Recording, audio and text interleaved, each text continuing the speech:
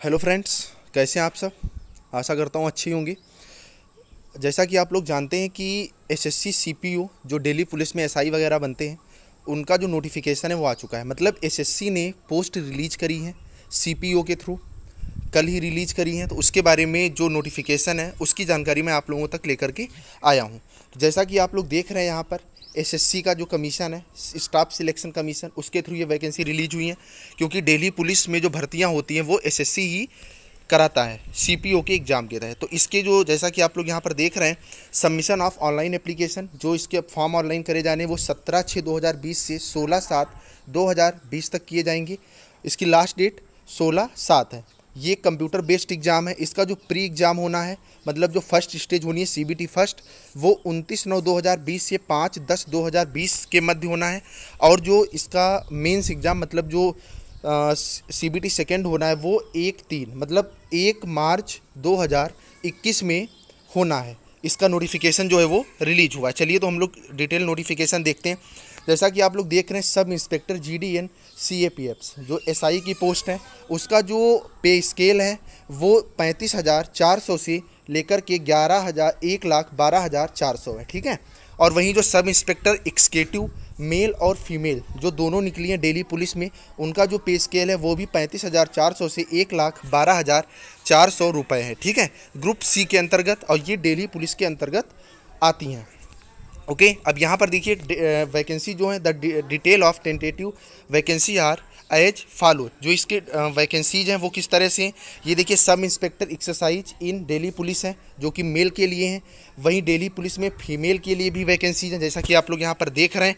आगे आपका sub inspector GD in central armed force CAPF में, उसमें आपका सीआरपीएफ, बीएसएफ, आईटीबीपी, सीआईएसएफ और एसएसबी, इसके थ्रू जो वैकेंसीज हैं वो रिलीज हुई हैं दिल्ली पुलिस में। ये कुल मिला के वैकेंसीज 1564 हैं। ये 1564 वैकेंसीज अभी रिलीज हुई हैं जिन पे इनको एग्ज़ाम कराना है। यहाँ पे आप लोग देख रहे हैं, the vacancies are tentative, any changes in the number of vacancies will be intimated through the website of the commission. मतलब इनकी जो वैकेंसीज हैं इसमें चेंजेस भी देखे जा सकते हैं। वैकेंसीज जो हैं वो आगे पीछे बढ़ सकती हैं। आगे हम लोग देखेंगे कि इसमें होना क्या क्या चाहिए। तो आपकी नेशनलिटी जो होना चाहिए, आप इंडिया के सिटीज़न होना चाहिए, या भूटान या नेपाल, 3 कंट्रीज के इसमें फॉर्म फिलअप कर सकते हैं जो पर्सन्स होते हैं। ठीक है दोस्तों, आगे बात करेंगे एज लिमिट की, जो कि सबसे इंपॉर्टेंट है। तो इसमें जो एज लिमिट होती है वो 20 से 25 साल के मध्य ली जाती है। एज लिमिट 20 से 25 वर्ष के मध्य में ली जाती है। मतलब आप 20 वर्ष के हो चुके हों और 25 वर्ष के पूरे ना हुए हों। जैसा कि आप लोग यहाँ पर देख रहे हैं कि 20 से 25 candidate before born not before, मतलब 2 जनवरी 1996 से पहले और 1 जनवरी 2001 के बाद आप ना पैदा हुई हो, इन दोनों के बीच में ही आपकी डेट ऑफ बर्थ होनी चाहिए, तो आप इसके लिए एलिजिबल होते हैं। Permission relaxation in upper age limit prescribed under para 5.1 above the category codes for claiming age relaxation will be as follow. मतलब जो एज रिलैक्सेशन है, जैसा कि आप लोग जानते हैं, SC ST को 5 साल का, OBC को 3 साल का, वहीं एक्स सर्विसमैन जो ESM होते हैं उनको 3 साल का एज रिलैक्सेशन दिया जाता है।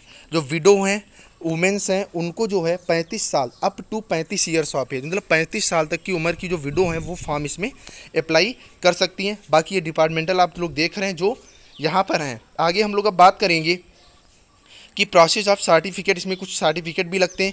कौन से सर्टिफिकेट लगते हैं? OBC certificates issued by government of national capital territory of Delhi.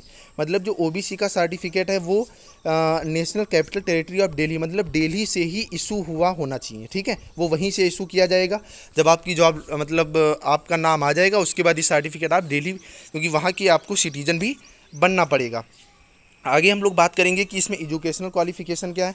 तो इसकी एजुकेशनल क्वालिफिकेशन ये है कि आप ग्रेजुएशन आपका कंप्लीट होना चाहिए, मतलब आप बैचलर हो चुके हों। ठीक है, बाकी ये जो चीज़ें हैं ये सब इसी को थोड़ा डिटेल में यहाँ पर बताया गया है। आगे बात करेंगे हाउ टू अप्लाई। तो आपको अप्लाई कैसे करना है, आप चाहें तो सरकारी रिजल्ट की वेबसाइट पे जाकर के इसे अप्लाई कर सकते हैं, या ssc.nic.in पर भी जाकर के आप इस फॉर्म को अप्लाई कर सकते हैं। इसकी जो लास्ट डेट है वो 16/7/2020 है, जैसा कि मैंने शुरुआत में भी बताया था। इस 16/7/2020 तक आपको फॉर्म अप्लाई कर देना है। अप्रॉक्स एक महीने का इसमें टाइम मिलता है फॉर्म फिल करने में। फिर कितना है, इसकी फ़ीस कितनी है, तो जो फीस है वो 100 रुपये, ठीक है। SC ST और जो अदर होते हैं PH कैटेगरी में, उनकी फ़ीस जो है वो 0 रुपये, और UR और OBC की, इन दोनों की जो फ़ीस है वो 100 रुपये फ़ीस है फॉर्म फिल करने की। आगे बात करेंगे सेंटर ऑफ एग्जामिनेशन। आप जहाँ से बिलोंग करते हैं वहाँ से देख लीजिए, वैसे हर जगह सेंटर मिल जाता है। जैसे बिहार और यूपी वालों के लिए तो लखनऊ, कानपुर, वाराणसी, प्रयागराज जो मुख्य हैं आपके महानगर जो हैं, जहाँ पे नगर निगम है, वहाँ पे आपके सेंटर मैक्सिमम मिल जाते हैं प्री के। आपको ज़्यादा दूर नहीं जाना होता है। आप लोग जहाँ से बिलोंग करते हो वहाँ पर आप आराम से अपना सेंटर देख सकते हैं। आगे बात करते हैं scheme of examination. The examination will be consist of paper first, physical standard test, physical endurance test, paper second and detailed medical examination. All these state of the examination are mandatory. Detail of these paper test is as follow. मतलब आपका इसमें pre होना है, फिर आपका इसमें mains होना है, उसके बाद इसमें आपका फिजिकल होना है। तो किस तरह से होना है, चलिए ये लोग हम देखते हैं। तो जो प्री इसका एग्ज़ाम होना है जो 29/9/2020 से लेकर 5/10/2020 के मध्य होना है। इसमें 50 नंबर का जर्नल इंटेलिजेंस मतलब रीजनिंग, जनरल नॉलेज, GS आपकी आएगी 50 नंबर की, 50 नंबर की मैथ और 50 नंबर की इंग्लिश आती है। मतलब 200 नंबर का पेपर होता है जो कि 4 सेक्शन में डिवाइड होता है, मैथ, इंग्लिश, रीजनिंग और GS। वहीं जो आपका पेपर सेकेंड होता है इसमें केवल एक सब्जेक्ट आपका पूछा जाता है जो कि होता है इंग्लिश लैंग्वेज का। दोनों पेपर्स चाहे प्री हो चाहे मेंस हो, दोनों में आपको 2-2 घंटे का समय मिलता है। अब आगे आप लोग देख सकते हैं, question in both paper will be objective multiple choice. Question will be set in Hindi and English in part first, second and third of paper first. There will be negative marking of 0.25 marks for each wrong answer in paper first and second. Candidate are therefore advise to keep this in mind while answering the question. मतलब 1/4 एक number पे 0.25 का आपका negative marking है। सारे जो examination paper होंगे वो सब आपके मल्टीपल चॉइस में होंगे। जो इंग्लिश का पेपर होगा वो आपको केवल इंग्लिश में मिलेगा। अदर जो 3 है वो हिंदी इंग्लिश दोनों लैंग्वेज में आपके लिए अप्लाई रहेंगे। और इसमें नॉर्मलाइजेशन होना है, ठीक है। नॉर्मलाइजेशन जैसा कि आप लोग देख रहे हैं, इस एग्ज़ाम में नॉर्मलाइजेशन आपका होना है, ठीक है। आगे अब हम लोग बात करते हैं कि पेपर में क्या क्या आएगा। जैसा कि आप लोग देख रहे हैं, थोड़ा मैं इसे जूम कर देता हूँ, आप लोग देख लें। जर्नल इंटेलिजेंस में ये आपके टॉपिक हैं। फिलहाल मैं इस पर डिटेल वीडियो बनाऊंगा कि क्या क्या आना है, आपको एग्ज़ाम क्वालिफाई करने के लिए क्या क्या कंप्लीट करना है। ये आपका जो पेपर सेकेंड है उसके लिए है। अब हम लोग बात करते हैं कि फिजिकल स्टैंडर्ड टेस्ट जो पेट होना है उसमें आपका क्या होना चाहिए। तो आप लोग जैसा कि देख रहे हैं, male candidate expect those listed at serial number. Height 170 होनी चाहिए मेल के लिए, और जो चेस्ट होना चाहिए वो बिना एक्सपेंड किए 80 और एक्सपेंड करके 85 सेंटीमीटर का होना चाहिए, ठीक है। Candidate belonging to hill areas, जो हिल एरियाज से बिलोंग करते हैं उनके लिए थोड़ा इसमें रिलैक्स दिया जाता है। जो शेड्यूल ट्राइब से बिलोंग करते हैं उनको इस मतलब जो हिल एरिया पे बिलोंग करते हैं उनसे कुछ ज़्यादा ही रिलैक्स दिया जाता है। जैसा कि आप लोग देख रहे हैं, weight corresponding to the height, जो वेट होना चाहिए वो हाइट के अकॉर्डिंग ही होना चाहिए, वो इनका एक रेशियो होता है। आगे बात करेंगे जो पेट होता है फॉर ऑल पोस्ट के लिए, इसमें मेल कैंडिडेट के लिए 100 मीटर रेस उसे 16 सेकंड में पूरी करनी होती है। 16 सेकंड्स में 100 मीटर रेस फर्स्ट स्टेज। दूसरा होता है 1.6 किलोमीटर, मतलब 1600 मीटर की रेस 6.5 मिनट में पूरी करनी होती है। लॉन्ग जंप 3.65 मीटर, मतलब 3.65 मीटर की लॉन्ग जंप करनी होती है, जिसके लिए उसको 3 चांस दिए जाते हैं। 3 चांस में उसे पूरा कर लेना होता है। हाई जंप जो होती है वो 1.2 मीटर की होती है, उसके लिए भी आपको 3 चांस मिलते हैं। जो शॉर्ट पुट होता है 16 लैप्स का, वो 4.5 मीटर का होता है, इसके लिए भी आपको 3 चांस मिलते हैं। ये बात रही मेल की। अब बात करते हैं फीमेल की। तो फीमेल को 100 मीटर की रेस 18 सेकेंड में पूरी करनी होती है। 800 मीटर की रेस 4 मिनट में पूरी करनी होती है।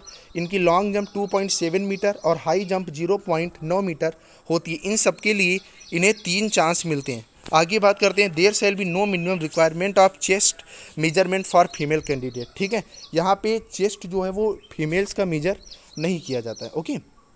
चलिए, तो ये आपका डिटेल यहाँ पर नोटिफिकेशन था जो कि मैंने आपको बताया। उसके बाद आपका मेडिकल तो होता ही, जैसा कि आप लोग जानते हैं, मेडिकल एग्जामिनेशन होगा, इसमें मेडिकल चेकअप होगा, आपकी आई साइट भी इसमें चेक की जाएगी। बाकी आप स्ट्रांग हैं कि नहीं है, क्योंकि इसमें आप लोग खुद जानते हैं कि ये एक SI की जॉब है, तो इसमें आपको एक्टिव होना तो बनता ही। उसके बाद आपका डॉक्यूमेंट वेरिफिकेशन होगा और आपकी जॉब लग जाएगी।